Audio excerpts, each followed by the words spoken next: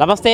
ఏదైతే పార్లమెంట్ సమావేశాల్లో హోంమంత్రి అమిత్ షా అంబేద్కర్పై చేసిన వ్యాఖ్యలు దేశవ్యాప్తంగా కూడా కలకలం రేపుతూ ఉన్నాయి, సంచలనంగా మారింది. అయితే ఓవరాల్గా పార్లమెంట్లో ఆయన చేసిన వ్యాఖ్యలు ఏంటి, ఎందుకు దీనికి సంబంధించి అంబేద్కరిస్టులు కావచ్చు, అంబేద్కర్ వాదులు కావచ్చు పూర్తి స్థాయిలో పెద్ద ఎత్తున ధర్నాలు ఎందుకు చేస్తున్నారు, వాళ్ళ డిమాండ్లు ఏందో తెలుసుకుందాం. ప్రస్తుతం మనమైతే ఇక్కడ ట్యాంక్ బండ్ దగ్గర అంబేద్కర్ సర్కిల్ వద్ద బహుజన సమాజ్ పార్టీకి సంబంధించి ముఖ్య నేతలు ఉన్నారు. వాళ్ళు ఒక నిరసన కార్యక్రమం చేపట్టారు. ఎందుకు ఏంది అని అడుగుదాం. అన్న చెప్పండి, అసలు ఏమైంది ఓవరాల్గా, ఆయన చేసిన వ్యాఖ్యలు ఏంటి, మీ ప్రధానమైన డిమాండ్?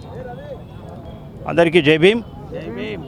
నేను మంద ప్రభాకర్, బహుజన్ సమాజ్ పార్టీ రాష్ట్ర అధ్యక్షుని. పార్లమెంటులో మన కేంద్ర మంత్రి అమిత్ షా భారతదేశంలో ఉన్నటువంటి బహుజనులకు, బీసీ, ఎస్సీ, ఎస్టీలకు, మత మైనారిటీలకు, మహిళలకు వేలాది సంవత్సరాలుగా ఎలాంటి హక్కులకు నోచుకున్నటువంటి ఈ ప్రజలకు హక్కులు ఇచ్చినటువంటి భారత రాజ్యాంగ నేత, భారత రాజ్యాంగ నిర్మాత బాబాసాహెబ్ అంబేద్కర్ గారిని అవమానపరుస్తూ పార్లమెంట్లో మాట్లాడడం అనేది, హేళన చేయడం అనేది దేశవ్యాప్తంగా ఉన్నటువంటి 92.5% మంది ప్రజలు ఈరోజు నిరసిస్తున్నారు.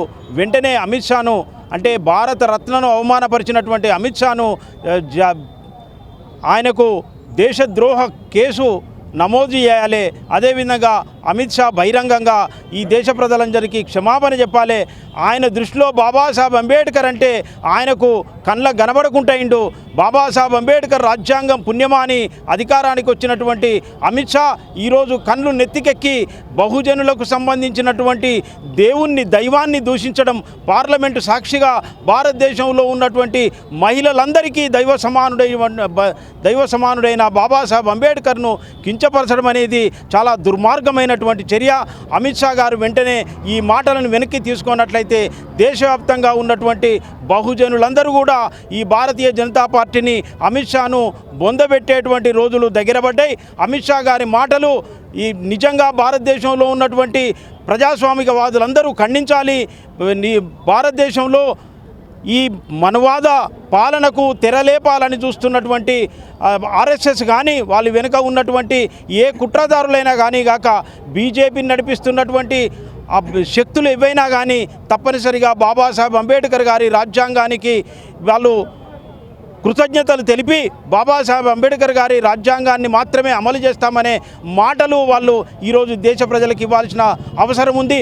దేశ ప్రజలారా, మనమందరం కూడా వేలాది సంవత్సరాలుగా బానిసత్వంలో బ్రతికిన మనకు భారతదేశంలో బాబాసాహెబ్ అంబేద్కర్ గారి రాజ్యాంగ పుణ్యమాని ఈరోజు మనుషులుగా బ్రతుకుతున్నాం.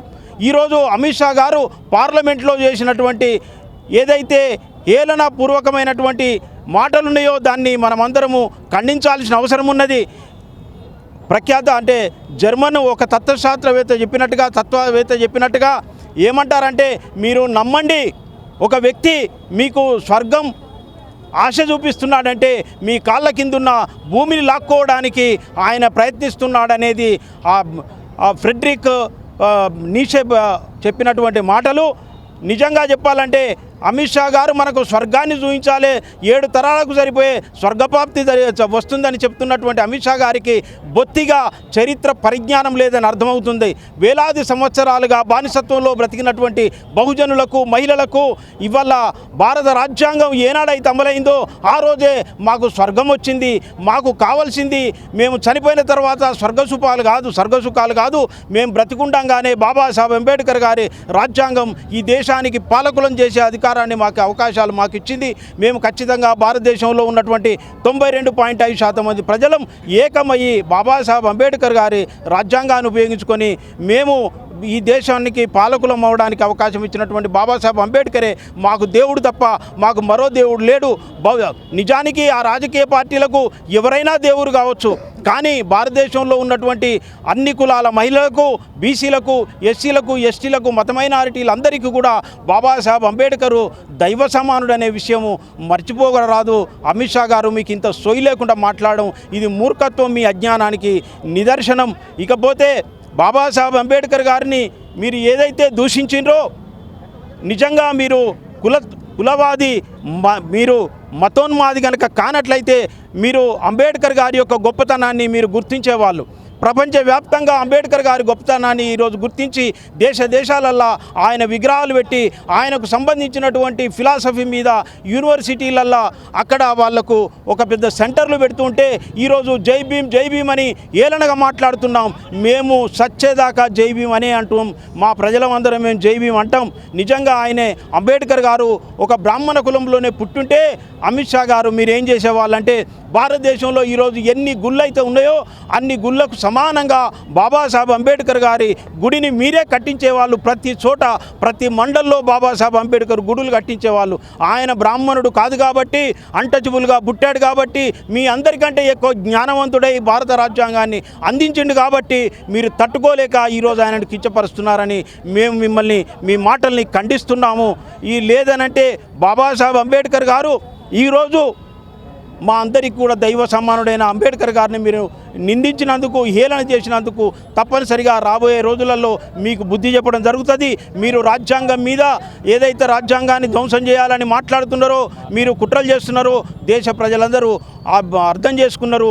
మీకు మళ్ళీ ఇంటికి పంపే రోజులు దగ్గర పడ్డాయి. మీరు తక్షణమే క్షమాపణ చెప్పనట్లయితే దేశ ప్రజలందరికీ క్షమాపణ చెప్పనట్లయితే మేము దేశవ్యాప్తంగా మీకు వ్యతిరేకంగా భారతీయ జనతా పార్టీకి వ్యతిరేకంగా నరేంద్ర మోడీకి వ్యతిరేకంగా ఈరోజు మా బహించి మాయావతి గారు మా అధినాయకురాలు మాయావతి గారు చెప్పినట్టుగా దేశవ్యాప్తంగా మేము తప్పనిసరిగా మీకు వ్యతిరేకంగా కార్యక్రమాలు తీసుకోవడానికి ప్రజలను చైతన్యం చేయడానికి మేము దేశంలో నలుమూలలకు మేము ప్రయాణం చేయాల్సి వస్తుంది.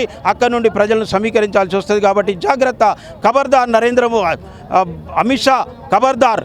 మా హక్కులకు భంగం వాటిల్లినట్లయితే నీ మాటలను వెనుకకు తీసుకోనట్లయితే తప్పనిసరిగా మీ మీద మేము దేశవ్యాప్తంగా మేము ఒక కార్యాచరణ రూపొందించుకొని పనిచేయాల్సి ఉంటుంది. ఇవాళ 92.5% మంది ఉన్నటువంటి ప్రజల మనోభావాలు దెబ్బతీసినటువంటి నీకు త్వరలోనే బుద్ధి చెప్తామని మేము ఈ సందర్భంగా ప్రజల తరపున మేము మాట్లాడుతున్నాం. బహుజన్ సమాజ్ పార్టీ తెలంగాణ రాష్ట్ర యూనిట్ తరపున మాట్లాడుతున్నాం. జై భీమ్, జై భారత్. మీరు చెప్పండి, అంటే ముందు ఎటువంటి కార్యాచరణ ఉండబోతోంది? ఎందుకంటే ఓవైపు రాజ్యాంగబద్ధంగా చట్టసభలు అవి రన్ అవుతూ ఉంటాయి. రాజ్యాంగబద్ధంగా పదవి పొందిన హోంమంత్రి హోదాలో ఉండి ఆ వ్యాఖ్యలను ముందు రాజ్యాంగానికి ఏమైనా ముప్పు ఉందని భావిస్తున్నారా? मेरा नाम इब्राहिम शेखर और state coordinator BSP Telangana. Amit Shah ji, आप भूल गए एक बात को।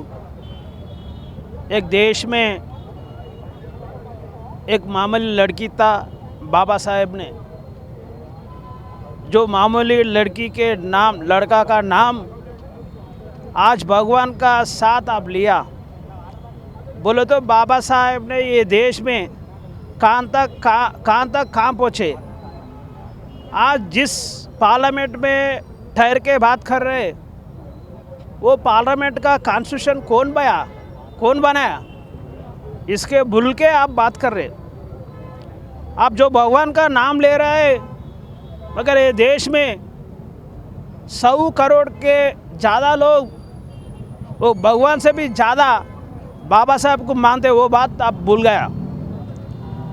आज उत्तर प्रदेश में आप जीत के ये भाषण दे रहा है, मगर इससे पहले वही बाबा साहेब का शिष्य कांशीराम ने, हमारा नेत्री बहन मायावती ने आपको घर को भिजाया, पार्लियामेंट को नहीं आने दिए और असेंबली के नहीं आने दिए। वो बात आप भूल गया। जान से आया आप वहाँ को भिजाने का, बीएसपी के काम करते बोल के आप भूल जा रहे। और दूसरी बात है, आपको दिमाग भी नहीं है बोल के हम बोल रहा हूँ। बहुजन समाज पार्टी तेलंगाना यूनिट बोल रहा है, ये आपको दिमाग नहीं है। कहीं को बोले तो आप आज आप ये पार्लियामेंट एमपी बन के, मिनिस्टर बन के बात कर रहे। जिस लोगों ने चुने वोट आपको डाल के, वो ज़्यादा लोगों को बोलो तो करोड़ों लोगों को वोट दिया सो ये बाबा साहेब है। अगर ऐसा बाबा साहेब ने वोट जो SC ST BC माइनॉरिटियों को अगर नहीं दिए रहे तो ये देश में आप MP नहीं बनते थे। आप हमारा वोट लेके हमारा भगवान समान बाबा साहेब अम्बेडकर को आप गाली दे रहे, वही वोट हम खींच के तुम्हारा को वही गांव को भिजाने का काम ये देश में बीएसपी करते बोल के आपको यहाँ से तेलंगाना यूनिट से आपको हम लोग హెచ్చరిక दे रहा है हम लोग। అమిత్ షా గారు మీరు మర్చిపోయారు, ఈ దేశంలో ఒక సామాన్యమైన బాలుడు అంటరాని కులంలో ఉట్టి వివక్షత నెరుకున్న ఒక బాలుని పేరు తీయకుండా మాట్లాడే స్టేజ్కి నువ్వు వచ్చినావంటే బాబాసాహెబ్ బలం నీకు అర్థం కావాలి. నీకు అర్థం కాకనే ఈరోజు బాబాసాహెబ్ ఏర్పాటు చేసిన బాబాసాహెబ్ రాజ్యాంగం రాసిన ప్రకారం ఒక ఎంపీ అయ్యి నువ్వు అది మర్చిపోయి నువ్వు మాట్లాడుతున్నావు.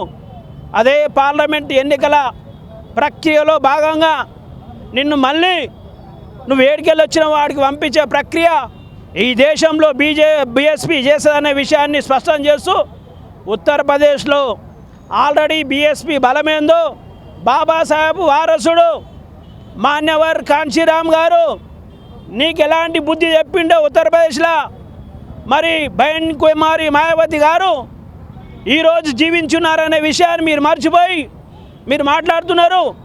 మీకు ఖచ్చితంగా బాబాసాహెబ్ అంబేద్కర్ వారసులు కాంశీరామ్ గారు వారసులైన బహన్ కుమారి మాయావతి గారు ఖచ్చితంగా నీకు గుణపాఠం చెప్పి నిన్ను బాబాసాహెబ్ అంబేద్కర్ కాళ్ళు పట్టుకునే స్టేజ్కి బీఎస్పీ పార్టీ తీసుకొస్తారనే విషయాన్ని మీరు స్పష్టం చేస్తూ ఇది కేవలం ఒక నీ రాజకీయ సమాధికి ప్రారంభం అనే విషయాన్ని గుర్తు చేస్తూ రాబోయే రోజులల్లో ఖచ్చితంగా మీకు బహుజన్ సమాజ్ పార్టీ బహుజన సిద్ధాంతం నీకు రాజకీయ సమాధి కడుతుంది అనే విషయాన్ని స్పష్టం చేస్తూ తెలంగాణలో కలలు కంటున్న బీజేపీ పార్టీకి ఎలా బీజేపీ ఈ రాష్ట్రాన్ని పాలిస్తుందో బహుజన్ సమాజ్ పార్టీ చూస్తుందనే విషయాన్ని స్పష్టం చేస్తూ ఈ రోజు నుండే నీ సిద్ధాంతానికి నీ మనవాద సిద్ధాంతానికి గోరి ప్రారంభమైన విషయాన్ని బహుజన్ సమాజ్ పార్టీ తెలంగాణ యూనిట్ తెలియజేసిన విషయాన్ని తెలియజేస్తూ మాయావతి గారి నాయకత్వంలో కాంశీరామ్ గారి ఆలోచనలో బాబాసాహెబ్ గారి ఆలోచన మేరకు కాంశీరామ్ గారి పని విధానంలో ఈ తెలంగాణ రాష్ట్రంలో మరి మన అమిత్ షా గారి రాజకీయ సమాధిని ఇక్కడి నుంచే మేము ప్రారంభిస్తామన్న విషయాన్ని తెలియజేస్తూ మరి ఈ ర్యాలీలో పాల్గొన్న బీఎస్పీ నాయకులకు అందరికీ కూడా మరి మన బహుజన్ సమాజ్ పార్టీ కార్యాలయం నుండి మన అన్ని హక్కులకు ఆదర్శుడు మూలపురుషుడైన బాబాసాహెబ్ అంబేద్కర్ విగ్రహం వరకు ఇక్కడికి మాతో పాటు మరి పాదయాత్ర చేసిన బీఎస్పీ నాయకులకు అందరికీ రాష్ట్ర అధ్యక్షులు మంద ప్రభాకర్ గారికి, కోఆర్డినేటరు మన ఈశ్వర్ గారికి, వైస్ ప్రెసిడెంట్ కృష్ణ గారికి, మరి జనరల్ సెక్రటరీ మన ధర్మేందర్ గారికి, మరి దయానంద్ గారికి, మరి వెంకన్న గారికి, కార్యదర్శి జగన్ గారికి, మరి రాష్ట్ర నాయకులకు జిల్లా అధ్యక్షులకు అందరూ కూడా మరి మనస్ఫూర్తిగా జేబీని తెలుసు. ఈరోజు నుండి బహుజన్ సమాజ్ పార్టీ కార్యక్రమమే అమిత్ షా రాజకీయ గోరి ప్రారంభం అనే విషయాన్ని స్పష్టం చేస్తూ సెలవు తీసుకున్నాం. జై భీమ్, జై భారత్.